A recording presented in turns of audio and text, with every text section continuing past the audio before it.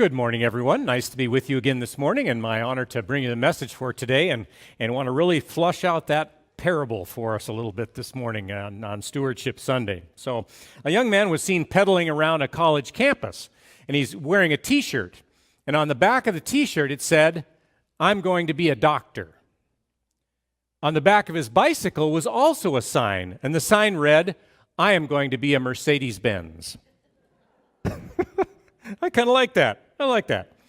Pastor and author Roy L. Smith once told the odd case of an Australian youth who suffered a concussion while serving with the armed forces in Korea.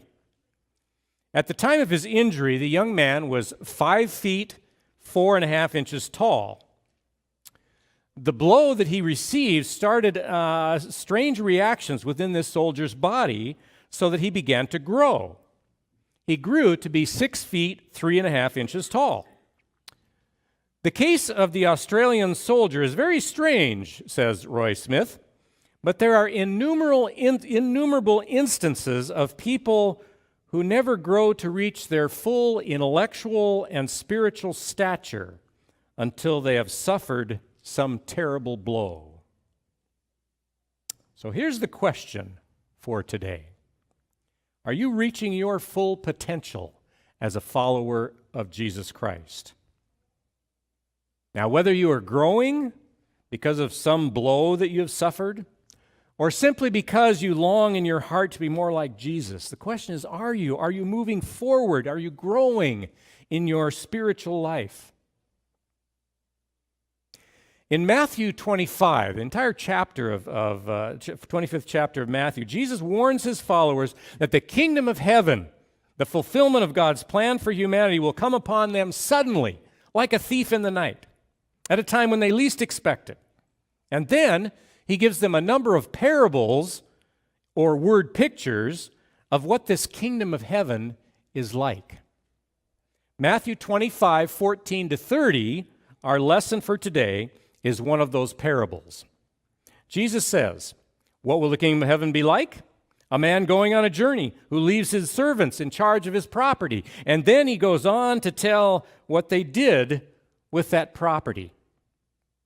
Well, what is Jesus saying here? What is Jesus saying here? How are we to apply this ancient parable to our lives today? What does this mean for us today? Herman Cain, CEO and president of Godfather's Pizza, is a man who was raised in poverty. He credits his hardworking father for his success in life. Throughout Herman's life, his father worked 3 or 4 jobs at a time just to support the family. But in addition to his father, Herman Cain also found inspiration from Dr. Benjamin Elijah Mays, a former president of Morehouse College. Dr. Mays taught Herman a poem that has guided him through the ups and downs of life. Here's that poem. "Life is just a minute, only 60 seconds in it. Forced upon you, can't refuse it, didn't seek it, didn't choose it. But it's up to you to use it. You must suffer if you lose it, give an account if you abuse it. Just a tiny little minute, but eternity is in it."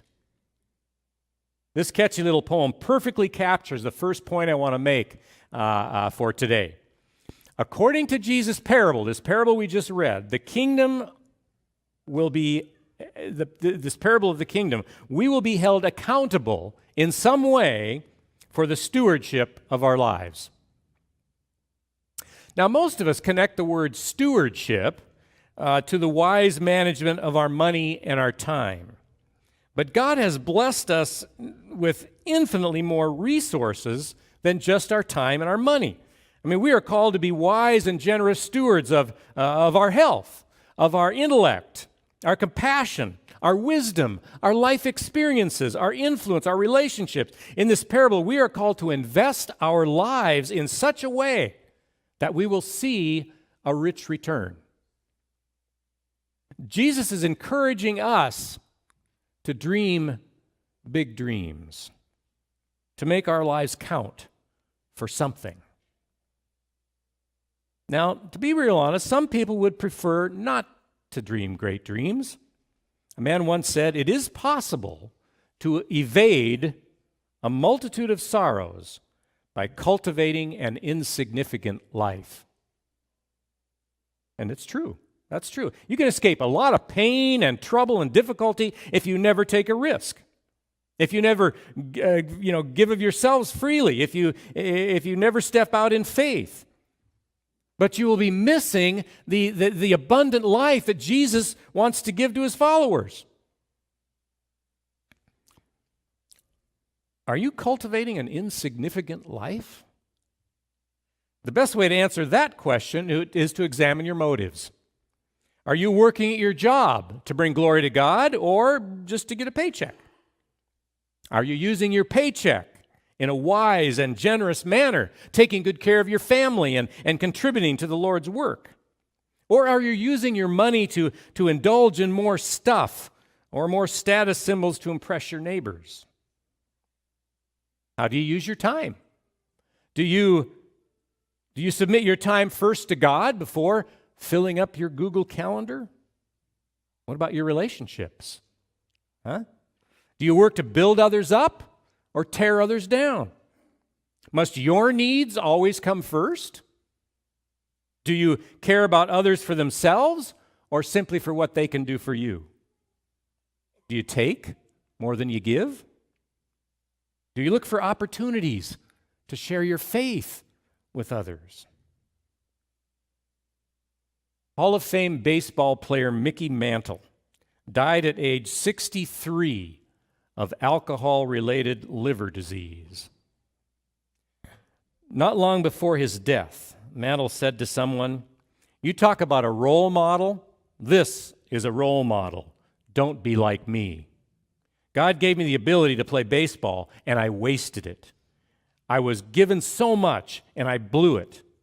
I'm going to spend the rest of my life trying to make it up. I want to start giving something back." How sad it is to discover at the end of your days, at the end of life, that you have been cultivating an insignificant life. No amount of money or fame or status can make up for a life that was spent in self-centeredness and vanity. The second point of this parable is that our view of God affects our stewardship of life. The first and second servants in this parable trusted their master's commands, even though he was gone. He wasn't there. They trusted, they proved trustworthy and wise in their handling of the master's property.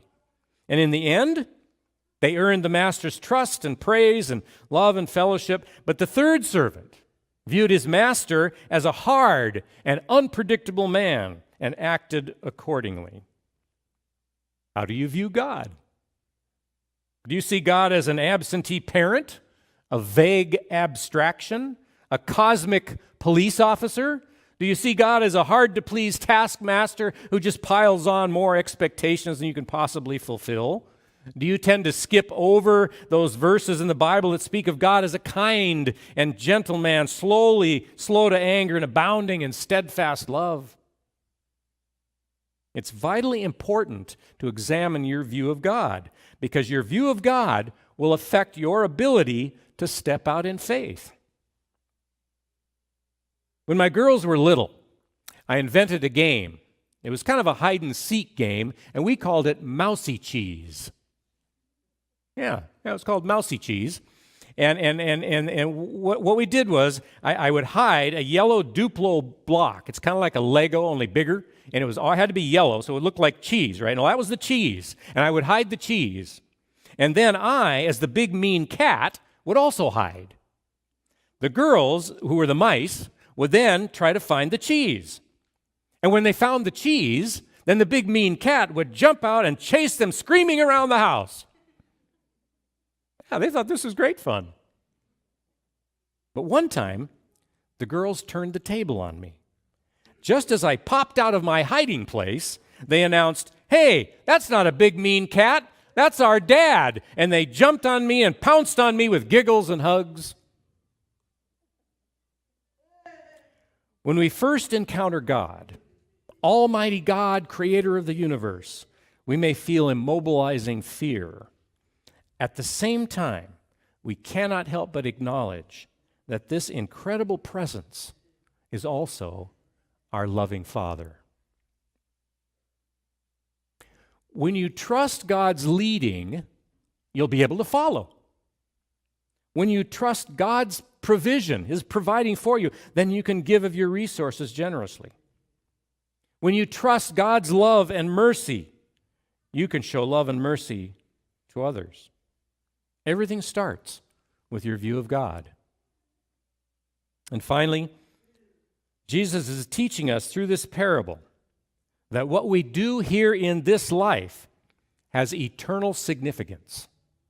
Eternal significance. Our influence stretches on for many generations, long after we're gone. One life has immeasurable impact on this world. And when we invest our lives in glorifying God, God will honor that investment by multiplying it far beyond anything that we could possibly accomplish with simple human effort. I read a beautiful prayer by a guy by the name of John Piper that expresses the desire to let God work through us for His glory. It goes like this: Lord, let me make a difference for you that is utterly disproportionate to who I am. That's a good prayer. That's the prayer of someone who's dedicated to God, a dedicated servant of God. Lois Cheney, in her book, God is No Fool, tells a revealing parable about a man who was touched by God deeply. God gave this man a priceless gift, valuable gift. It's the capacity to love. He gave him the capacity for great love. Well, the man was grateful and humbled, and he knew what an extraordinary thing had happened to him. So he carried his capacity for love like a precious gem, and he walked tall and with purpose. From time to time, he would show his gift to others, and they would smile, and they would handle his precious gem. But it seemed like they'd also get it a little dirty. He dirtied up a little bit, and now this was no way to treat such a precious thing. And so the man built a box to protect his treasure. And he decided to show it only to those who would treat it with respect and meet it with a reverent love of their own. Well, even that didn't work, for some tried to break into the box. So the man built a bigger box, one that no one could get into, and he felt good. At last, he was protecting this gem that God had given him as it should be. Upon occasion, when he decided that someone had earned the right to see it, he would show it proudly. But they sometimes refused, or perhaps they smudged it a little more, or just glanced at it with little or no interest at all. Well, much time went by, and then only once in a while would someone pass by, and the aging man, he would pat his box and say, "I have the loveliest of gems in here." Once or twice he opened the box and offered it, saying, "Look and see, I want you to." And the passerby would look, and then he would back away from the old man, shaking his head. The man died, and he went to God, and he said, "You gave me a precious gift so many years ago, the capacity to love, and I've kept it safe, and it's as lovely as the day you gave it to me." And he opened the box and held it out to God. And God glanced in the box, and in it was a lizard, an ugly, laughing lizard. Love, guarded and unexposed. A gem turned into an ugly lizard. A servant cast into outer darkness. Life is not to be hoarded. It is to be lived fully, abundantly, without reservation. It is to be invested in love, in hope, in faith, so that a wonderful harvest of lasting influence will be reaped. So, how about you? Are you working toward your full potential as a follower of Jesus Christ? It is my prayer that when you come face to face with the Lord, you will have the joy of hearing these words: "Well done, good and faithful servant. You have been faithful in a few things. I will put you in charge of many things. Come and share your master's happiness." Thanks for watching. I hope this video can further the discussion of your relationship with Christ, either at home or maybe in the comments below.